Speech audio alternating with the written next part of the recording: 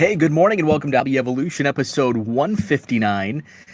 It is a Tuesday. No, today is Wednesday. Wow. It's Wednesday. You would think that this week I would be back to my normal routine. It's a new week. I don't even know. Is it Wednesday? AEW Dark was on last night. 2 nights ago was Herman and Brad. So yes, today, right now, it is Wednesday, January 6th. So the only thing I had on my mind for today, no Cubs mail yesterday, no purchases yesterday, no other mail yesterday. Did a lot of shipping, but no incoming.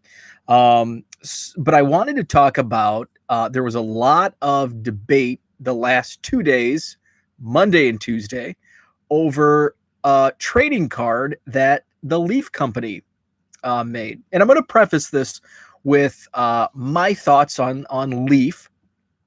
So yes, Leaf is still around, and they actually make some really cool cards. There are some really crappy cards that they make, and those are usually the ones that you see on retail shelves. I think they make, I may be mistaken, but I think they make like a Pete Rose set with autographs and everything. There's a set that's been out the last couple weeks, a box that I've seen on Target shelves for $30. It's 10 cards and a guaranteed one of one, like a slabbed one of one. I almost pulled the trigger and bought one just to check it out, but I had bought some there was some other, that was when I bought the baseball Prism draft picks. I bought, a couple blast, Wander Franco's in there, Jason Dominguez is in there, and I think it's just a set of 10 cards. And then you get the one and some breaks.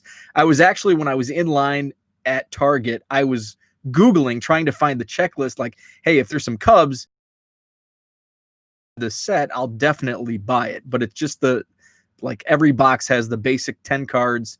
There's not a Cub, so I had no interest. One of one for $30, just kind of a waste of money in my opinion. Herman and Zach, good morning. Thanks for stopping in. So I'm talking about Leaf, and in my thoughts on Leaf, they do make some awesome sets and boxes, like pre-draft. They make some, I can't think of other names, but they make some really cool cards, and some of the autographs have inscriptions that are really cool, like for Cubs, can't wait to play at Wrigley. Second round draft pick, first round draft pick, just different things that are pretty cool. And I do buy singles of some of these, and actually in the last few months I've bought a few, and I was in a break. Leaf Ultimate Draft, I even did a review on the blog last month. Leaf Ultimate Draft, really cool. I do. I just have the Ed Howard. So this is a Leaf card, and this is Ed Howard, first round draft pick of the Cubs in 2020. So this is part of the Gold Leaf Rookies autograph insert set. So I do snag Leaf singles from time to time. Now, Brian Gray is the Leaf CEO, and he can be very abrasive on social media. And I actually wrote a blog about this. I was kind of turned off by his abrasiveness, kind of a brash dude. But then he was on the About the Cards podcast several months ago and really changed my mind about him. I've never met him, so I guess it's unfair to form these opinions about somebody without having actually met them in person, which I think that's ingrained as humans. That's just ingrained into us. So I watched the podcast, and I watched Brian Gray, and he is super passionate about baseball cards, which is why we're here in this room right here on Hobby Evolution. And if you're watching, you're passionate about cards as well. And what I kind of discovered about Brian Gray is He's just a dude like us that's super passionate about trading cards, but he owns a card company. That the only thing that separates him from us is he owns a card company and he makes cool cards like that Ed Howard I just showed. So I really, I wrote the blog and I hope to meet Brian at the National. Hopefully that happens this year. I'm still on the fence that there's actually going to be a National this year, as it usually is. And if it's actually going to be in Chicago, but at some point when the National comes to Chicago, I definitely want to sit down and have a chat with Brian and have a beer with him. So he was open to that. So looking forward to that. So I can understand why people would be turned off by Brian. So I totally get that, because I was initially, but then when I watched it, I totally changed my mind, and I look forward to meeting him and talking cards and drinking beer. Herman, I hope you do. Zach, I hope you're right there too. Hopefully things get back to normal by this summer, and we can have a full-fledged National in Chicago in July, and we can all meet up. Really crossing my fingers. Hopefully it happens. I'm being pessimistic because I don't want to get my hopes up. I'm just being pessimistic about the whole year because I don't want to get my hopes up and have them crash and burn. So on the topic at hand, Leaf made a card, and I don't know when it came out, but I started seeing the feedback on Monday this week. And it's a card about the COVID vaccine.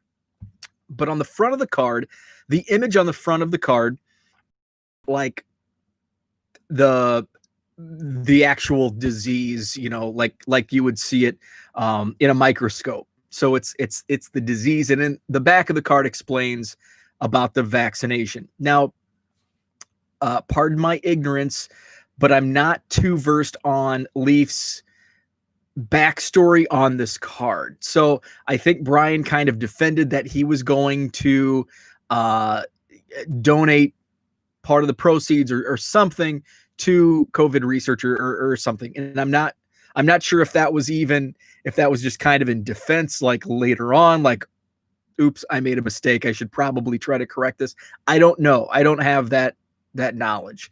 I did go to the Leaf website on Monday night just to get a little background information on, what does this card, what's it about? Is it going to charity? I couldn't find anything about the card, so I'm not sure if it was taken down Monday night or when it was taken down. But at some point yesterday and pretty early in the day, Leaf did make a statement that, we are going to print what was ordered, but that's it. No more orders. On Monday when I saw this, and I saw it because there was a lot of backlash, and a lot of people on Twitter were, just up in arms about this. Full disclosure, I've had friends pass away from COVID. I had a friend of mine, he was in his 50s. He contracted COVID, thought he was going to kick out, and he didn't. So it is personal to me. I do know people who have been affected, whether it's, Richard's passing, or if it's, friends of mine who had close relatives pass, or, I've known several people to contract it, got very sick, but they were able to bounce back. So I am, I have sympathies for the actual, disease and what it can do. And so, I'm not looking past that. It's not like I'm, ignorant to the disease and what its impact is. I didn't see an issue with the card. I'm looking back at Topps Heritage news flashbacks, and we have cards about World War II and Vietnam and the assassination of John F. Kennedy, Robert Kennedy's assassination. These were all terrible events. COVID is a terrible event. what makes it different. I didn't say anything until Tuesday because I'm not passionate about the topic either way. Um, you know, I'm kind of on the fence. Personally, I didn't see anything wrong with the card, and I still don't, but I can see why others may have different feelings than what I have. And the only reason I really tweeted something out about this yesterday was because of all of the backlash that Leaf was getting, and it didn't make sense to me because, well, if Topps makes these cards, why is Leaf getting, crapped on for making this card? And people came out and said, timing, and I get it. Okay, the timing. The Topps probably wasn't printing John F. Kennedy assassinations a week after it happened in 1963. I get it. The image itself. The card is supposed to be about the vaccine, but the image was the actual disease. That's a fair point. I think somebody stated it should have been a picture of a frontline worker getting the vaccine. Totally. That's a fantastic idea. So those were some of the things, and I get it. So I can understand both sides. I still, personally, I'm not offended by the card. Was it in poor taste? Maybe. It's poor optics. I get it. If Leaf was up front, that X amount of proceeds from this card will benefit COVID research, frontline workers, small business, then it would have been, a much different story. And I don't think they did that.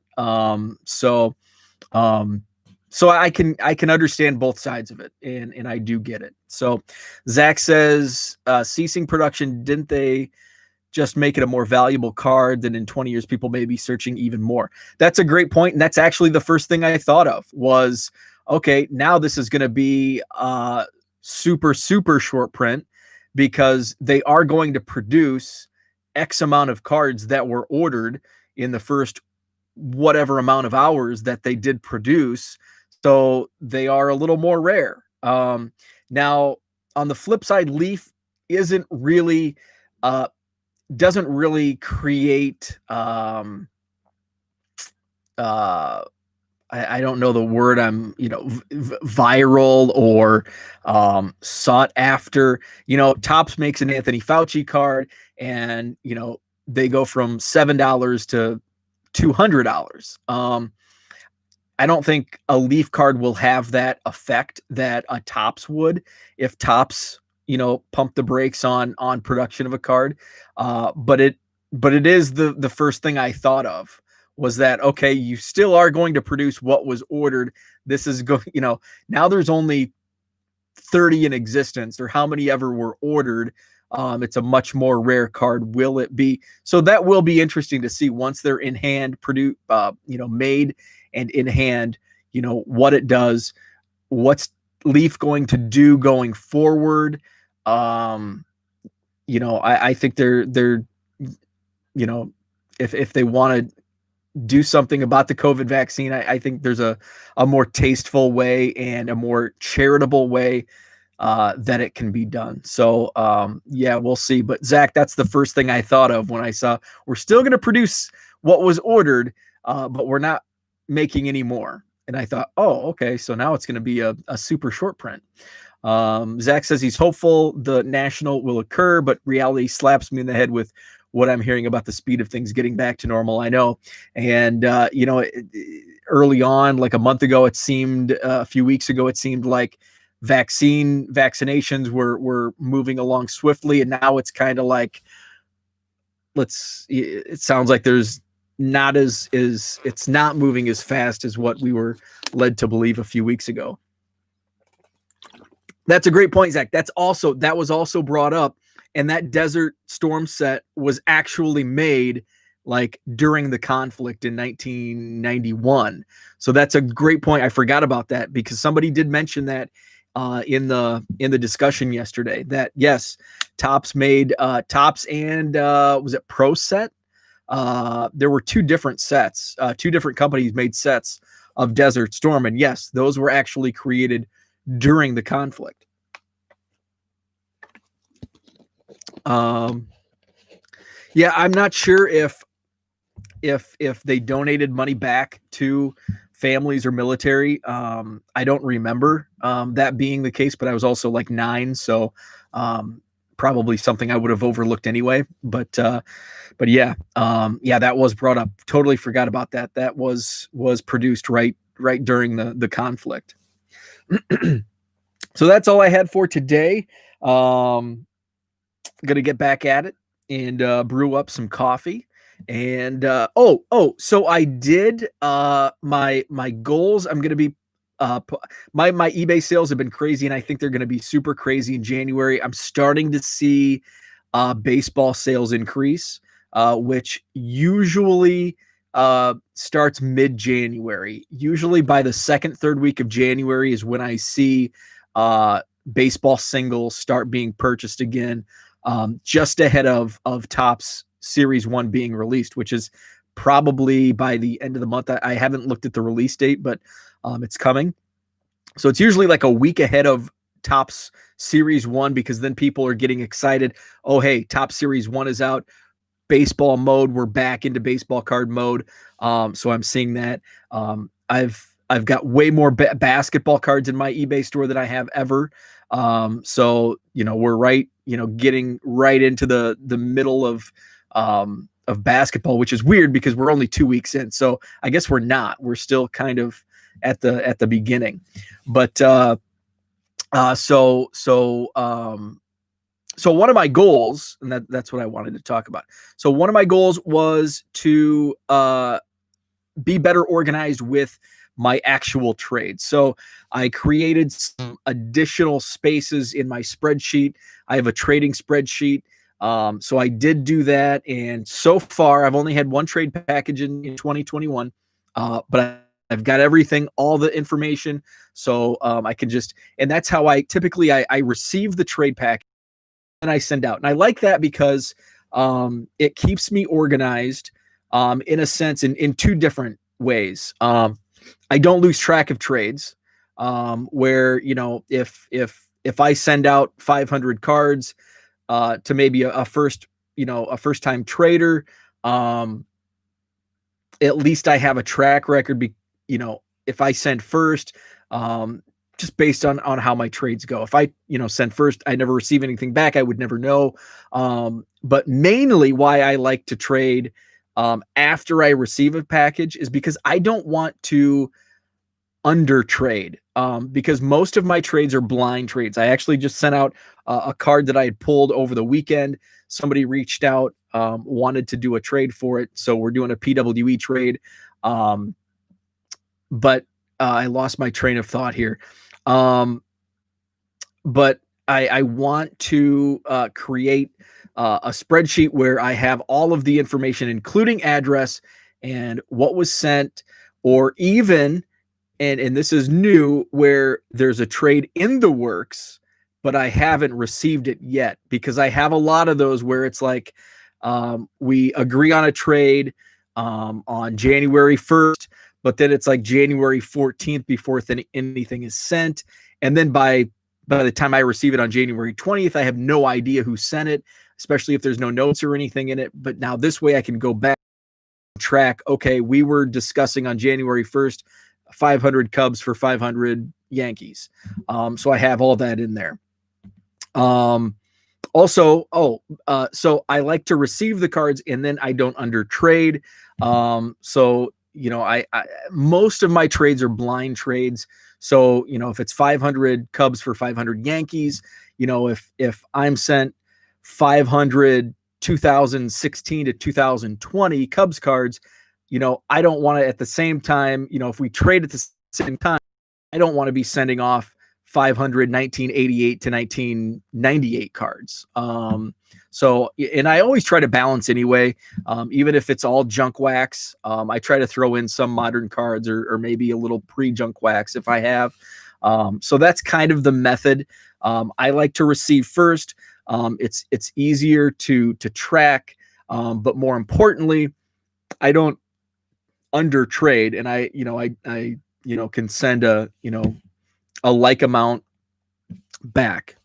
So that has been done. So the spreadsheet was created, and we'll be able to follow that and be more organized on the trade front this year. Zach says his goals are off to a good start. Put my first 3 TCDB trades together. Jenny accepting 1. That's awesome. Herman, 2 of 10. Does that mean 2 of 10 goals? CDB is something that I think was a goal in 2018, was a goal in 2019, and was probably a goal in 2020. Not even touching it this year because I've got too many irons in the fire. But eventually, I think once I hit 1 million and the organization becomes takes priority, because right now I have too much incoming that. And plus with my eBay sales, I'm focusing on that, purging. It's just too difficult to keep everything organized. And I've kind of run out of space. So it's a little different. I think Herman was rating your show. I agree. I think, well, two of 10 is probably is not 10. No, 2 of 10 is probably is more than it should be. Right? It should be a 1. Series 1 release. February 10th.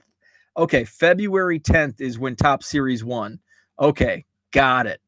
February 10th for Top Series 1. So we've got a month to go. Awesome. I'm looking forward to it. I still haven't decided if I'm going to order some hobby boxes or not. The way retail has been, usually Top Series 1 is a product that I have not bought much hobby. I've never bought a case of Series 1. I think 1 year, and it might have been last year, I bought 2 or 3 hobby boxes. But in the past, Top Series 1 has been on, release week. I'll go pick up 5 blasters at Target, and that's kind of what I do. And then when I had the card shop that was closed, they had a big wax selection, and I would go like on the Saturday after release and buy a hobby box from my LCS. But the other card shop in town, he doesn't really have too much wax, but I might check it out, buy a hobby box from him. I haven't looked lately at blowout prices. I know they're high for Series 1. I think they're actually higher pre-sale prices for Series 1 than Topps Heritage, which is just absurd to me. Heritage is a product that I've bought cases several times the last few years. It's one of my favorite products. Herman ordered a half case. Nice. Do you know what price, like, and I'm talking retail, I don't know if you have a distributor, but if you have, do you know what the blowout prices or Dave and Adams, Steel City, what those prices are? Because last time I looked, I know they were priced higher than Heritage. I can't remember if they were like 1,100, 1,200, maybe 1,200 for a case of hobby, which is super high. Like usually I think last year and last year was even still high for, what we saw in the previous years, a big increase. I think they were 800 maybe for a hobby case, 700. I can't remember. I did buy a couple hobby boxes from Blowout 1,300. Holy cow. And I think Heritage is like 11 or 1,200.